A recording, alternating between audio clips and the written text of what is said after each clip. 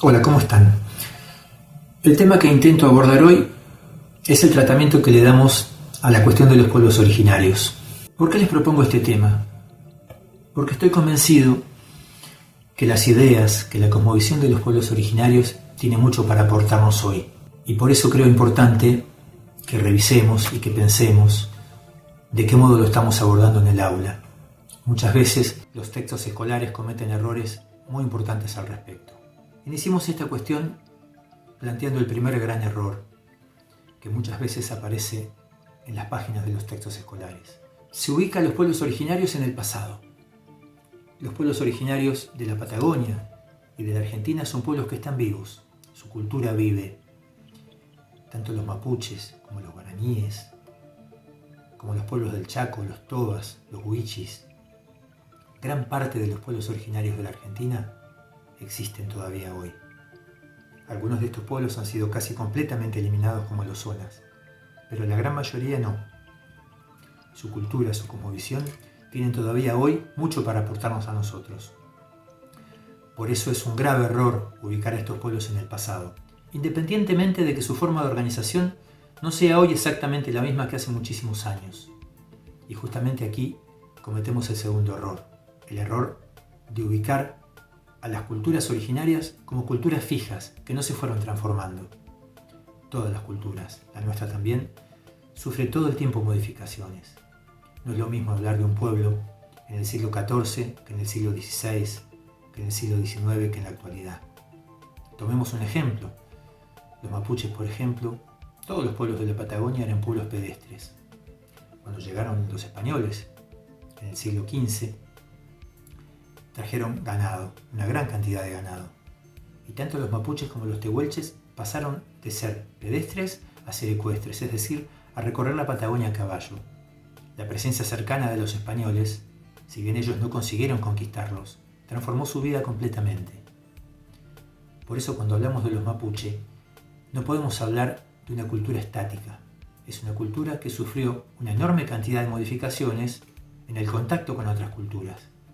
Es decir, tenemos que ubicar el momento del que estamos hablando y tenemos que mostrar la historia de los pueblos originarios como una película, no como una fotografía. Muchas veces los planteamos como algo estático. Los incas, la cultura incaica tuvo una serie muy importante de modificaciones.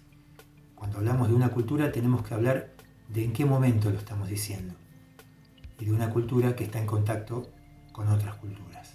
Tenemos entonces dos grandes errores. El primero, ubicamos a los pueblos originarios en el pasado. El segundo, los mostramos como una fotografía y no como una película. Es decir, no mostramos el proceso de transformación que fue sufriendo esa cultura y que sigue sufriendo hoy esa cultura en contacto con otras culturas. En tercer lugar, cometemos el error de traspolar conceptos nuestros, de nuestra cultura, a las culturas de los pueblos originarios. Hablamos, por ejemplo, de las familias. Por ejemplo, para el pueblo mapuche no existía la familia, existía el lof.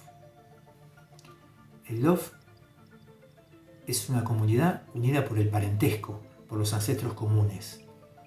En el caso de los incas, por ejemplo, existe el ailu. Cada cultura tiene sus propios conceptos, sus propias conceptualizaciones, y traspolar los conceptos de la actualidad al pasado no nos permite comprender esas culturas. Y esto tiene que ver con un cuarto error, que es que cada cultura tiene sus conceptos específicos, porque cada cultura tiene su cosmovisión.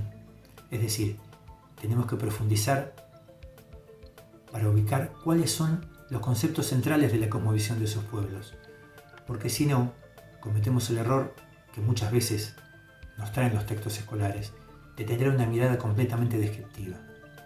¿Cómo se vestían los mapuches? ¿Qué instrumentos usaban? Lo más importante de sus culturas no tenía que ver con la ropa que usaban ni los instrumentos musicales. La ropa que usaban y los instrumentos musicales en realidad tenían que ver con su cosmovisión. Sin embargo, justamente la cuestión de la cosmovisión es la cuestión que habitualmente no abordamos y es la cuestión central. Ustedes podrán ver en la imagen que van a ver a continuación un compendio de estos errores. Este material fue elaborado por el Gobierno Nacional para enseñar a las familias y se cometen todos estos errores. Los invito a descubrir ustedes estos errores en el texto. Y por último, dejarles una reflexión.